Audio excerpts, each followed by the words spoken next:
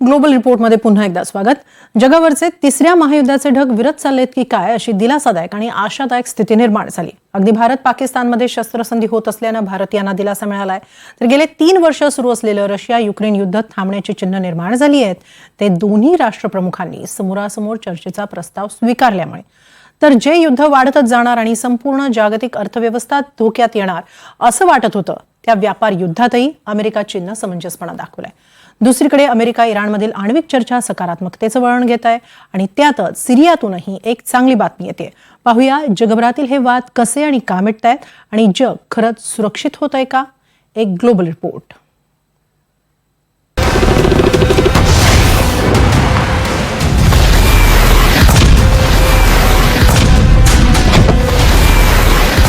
जागतिक राजकारणातली युद्धभूमीवरील ही महत्त्वाची चित्र. त्यामुळे गेले काही दिवस जागतिक राजकीय वातावरण ढवळून काढणाऱ्या घटना म्हणजे भारत पाकिस्तानमधला तणाव, 3 वर्षांहून अधिक काळ सुरू असलेलं रशिया युक्रेन युद्ध, व्यापार युद्धामुळे वाढलेला अमेरिका चीन संघर्ष आणि अण्वस्त्र चर्चेमुळे संघर्षाच्या उंबरठ्यावर आलेले अमेरिका इराण, तसंच सिरियामधील राजकीय अस्थिरता आणि त्याचा इतर जगावर होणारा परिणाम. अशा घटनांमुळे जग तिसऱ्या महायुद्धाच्या वाटेनं चाललंय की काय अशी शंका व्यक्त होत होती. मात्र या प्रत्येक आघाडीवर आता उत्तर मिळू लागलंय. सुरुवात भारत पाकिस्तान शस्त्रसंधीनं, कारण ही घटना सध्या अधिक चर्चेत आहे. 22 एप्रिलला पहलगाममध्ये दहशतवाद्यांनी पर्यटकांवर हल्ला केला. त्यात 26 जण ठार झाले. भारतानं या हल्ल्याला कडक उत्तर दिलं, ते ऑपरेशन सिंदूरनं. तसंच दहशतवादाचा बिमोड करेपर्यंत भारत ऑपरेशन सिंदूर सुरूच ठेवणार अशी गर्जनाच भारतानं केली. त्यात पाकिस्ताननंही भारतावर ड्रोन हल्ल्याचा प्रयत्न केला. अर्थात भारतानं तो हाणून पाडला. मात्र या परिस्थितीमुळे भारत पाकिस्तान यांच्यातील संबंध कमालीचे ताणले गेले. भारतानं पहलगाम हल्ल्यानंतर आणि ऑपरेशन सिंदूरपूर्वी पाकिस्तानवर वेगवेगळ्या आघाड्यांवर स्ट्राईक केले. सिंधू जलकरार स्थगित केला. चिनाब झेलम या नद्यांचं पाणी रोखलं. भारतीय हवाई हद्द पाकिस्तानसाठी बंद केली. भारतीय बंदरांवर पाकिस्तानी जहाजांना नो एंट्री केली. भारत पाकिस्तानमधली पोस्टल सेवा बंद केली.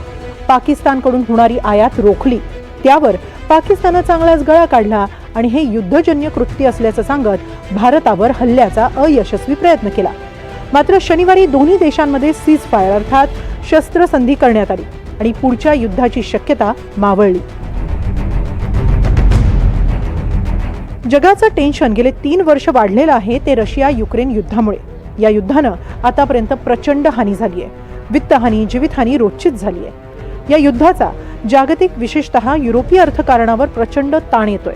हे युद्ध लवकर थांबावं यासाठी अमेरिकेकडून प्रयत्न सुरू आहेत. यामागचं कारणच आर्थिक आहे. अमेरिकेची संसाधनं मोठ्या प्रमाणात या युद्धात गुंतली आहेत आणि म्हणूनच ट्रम्प यांनी हे युद्ध थांबावं म्हणून सत्तेत आल्यापासूनच प्रयत्न सुरू केले. अर्थात त्यांनी म्हटल्याप्रमाणे युद्ध काही 24 तासांत थांबलं नाही. मात्र गेल्या 3 महिन्यात शस्त्रसंधीचे प्रयत्नही झाले.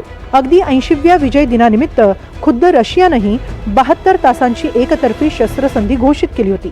त्यानंतर रशियानं शनिवारी युक्रेनसह समोरासमोर बसून गंभीर चर्चेची तयारी दाखवली आणि ही या युद्धातली आतापर्यंतची सर्वात मोठी घडामोड मानली जाते. कारण रशिया केवळ अमेरिकेसह वाटाघाटींसाठी तयार होता. युक्रेनचं अस्तित्व त्यांना मान्यच नव्हतं. रशियाच्या प्रस्तावानंतर अमेरिकन अध्यक्ष ट्रम्प यांनी युक्रेनच्या झेलेन्स्कींनाही हा प्रस्ताव स्वीकारण्याचं आवाहन केलं. त्याला युक्रेनकडूनही सकारात्मक प्रतिसाद आला. झेलेन्स्कींनी गुरुवारी तुर्कीच्या इस्तंबूल शहरात पुतीन यांची वाट पाहीन, म्हणजे युद्ध थांबवण्यासाठी चर्चा होऊ शकेल. आता अधिक जीव गमावण्यात अर्थ नाही. मी स्वतः गुरुवारी पुतीन यांची तुर्कीत वाट पाहीन असं म्हटलं. आता पुतीन हे स्वतः चर्चेला येतात की प्रतिनिधी पाठवतात हे अद्याप स्पष्ट नाही. मात्र युक्रेनची चर्चेआधीची शस्त्रसंधीची अट मान्य करतात का हे अधिक महत्त्वाचं आहे. त्यामुळे 3 वर्ष सुरू असलेलं नरसंहारक युद्ध थांबवण्याच्या दिशेनं सुरू झालेली ही वाटचाल यशस्वी व्हावी अशीच युरोपसह जगभरातील राजकारणी आणि नागरिकांची इच्छा आहे. दुसरीकडे आणखी एक शस्त्रसंधी दृष्टीपथात आली आहे. हा युद्धविराम आहे तो आर्थिक आघाडीवरचा. अमेरिका आणि चीन यांच्यात सुरू असलेल्या व्यापार युद्धात दोन्ही देशांनी एक पाऊल मागे घेतलंय. दोन्ही देशांनी एकमेकांवरील टॅरिफ कमी केलेत. पुढील चर्चेसाठी दोघेही तयार आहेत. एप्रिलच्या सुरुवातीला ट्रम्प यांनी चीनवर टॅरिफ लावायला सुरुवात केली. प्रत्युत्तरादाखल चीननेही अमेरिकेवर टॅरिफ लावला. या सगळ्यात अमेरिकेनं चीनवर 145 तर चीननं अमेरिकेवर 125% टॅरिफ लावला. आता व्हाईट हाऊसनं रविवारी टॅरिफ मागे घेत असल्याची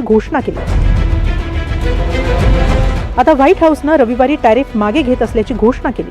त्यानंतर चीननंही याला पुष्टी दिली.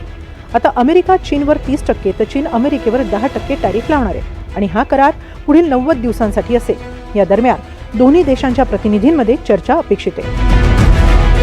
हे व्यापार युद्ध थांबत असल्यानं संपूर्ण जागतिक अर्थव्यवस्थेनं सुटकेचा निश्वास सोडलाय. कारण या टॅरिफ युद्धादरम्यान अमेरिकेनं चीनशी व्यापारी संबंध असलेल्या प्रत्येक देशावर भरमसाठ टॅरिफ लावला होता. तर चीननंही कडवा प्रतिकार करत इतर देशांशी राजनैतिक संबंध अधिक दृढ करण्यावर भर दिला होता. अनेक देशांनी तर या दोन्ही देशांना वगळून आपापसात मुक्त व्यापार करार करण्याचा सपाटाच लावला. दुसरीकडे लक्ष आहे ते अमेरिका इराण यांच्यातल्या अण्वस्त्र चर्चेकडे. दोन्ही देशांमध्ये वाटाघाटींचा चौथा टप्पा पार पडलाय. मस्कतमध्ये पार पडलेल्या या बैठकीत तब्बल 3 तास चर्चा झाली. ही चर्चा सकारात्मकतेच्या दिशेनं सुरू असल्याचं इराणनं म्हटलंय. तर या आठवड्यात डोनाल्ड ट्रम्प यांचा मध्य आशियाई दौरा आयोजित करण्यात आलाय. त्याआधी चर्चेला आकार देण्याचा प्रयत्न दोन्ही पक्षांचा आहे. अमेरिकेला इराणच्या अण्वस्त्र कार्यक्रमावर निर्बंध घालायचे आहेत, तर आमचा अण्वस्त्र कार्यक्रम इराणच्या अंतर्गत विकासासाठी असल्याचा इराणचा दावा आहे. आता खुद्द अध्यक्ष मिडल ईस्टमध्ये येत असल्यामुळे सकारात्मक तोडगा निघेल अशी आशा व्यक्त होती. मध्य आशियातील एक महत्त्वाचा देश म्हणजे सिरिया. गेल्या वर्षी डिसेंबरमध्ये HTS या बंडखोर गटानं तिथलं बशर अल असाद यांचं सरकार उलथवून टाकलं आणि तेव्हापासून सिरियामध्ये अल शारा यांच्या नेतृत्वात अंतरिम सरकार कार्यरत आहे. सिरियात स्थिर सरकार देण्यासाठी आपण प्रयत्नशील असल्याचं अहमद अल शारा यांनी वारंवार सांगितलंय. सिरियातील कुर्दिश किंवा ड्रूज समाजाबरोबरचे खटके उडत असतानाच सिरियाचे अंतरिम अध्यक्ष शारा यांनी नव्या सरकारच्या स्थापनेची घोषणा केली. या नव्या सरकारअंतर्गत नव्या मंत्रालयांची स्थापना केली जाणार आहे. ऊर्जा, शिक्षण, रोजगार, कौशल्य विकास, अन्न सुरक्षा अशा मंत्रालयांची बांधणी केली जाईल असं आश्वासन शारांनी दिलंय. तसंच तंत्रज्ञान आणि AIच्या दृष्टीनंही प्रयत्न केले जातील. देश सोडून गेलेल्या काही कुशल सिरियन नागरिकांना सरकारनं मायदेशी परतण्याचंही आवाहन केलंय. वाढता भ्रष्टाचार रोखण्यासाठी आणि एका नव्या सिरियाच्या पुनर्बांधणीसाठी आपण कटिबद्ध असल्याचं शारा सांगतात. शारांनी गेल्या काही महिन्यांमध्ये आंतरराष्ट्रीय स्तरावरही सिरियाबाबत विश्वास संपादन करण्याचा प्रयत्न केलाय. तसंच मध्य आशियातील अनेक वादग्रस्त मुद्द्यांवर बोलणं टाळत सिरियाच्या विकासावर लक्ष केंद्रित केलंय. त्यामुळे सिरियासारख्या कायमच्या अशांत राष्ट्रांमध्ये शांतता नांदण्याची चिन्ह निर्माण झाली आणि याबरोबरच या महत्त्वाच्या तणावांमध्ये शिथिलता येत असल्यानं जगावरचं एक मोठं युद्ध संकट दूर होईल अशी आशाही निर्माण झाली आहे. Bureau report, NDTV Marathi.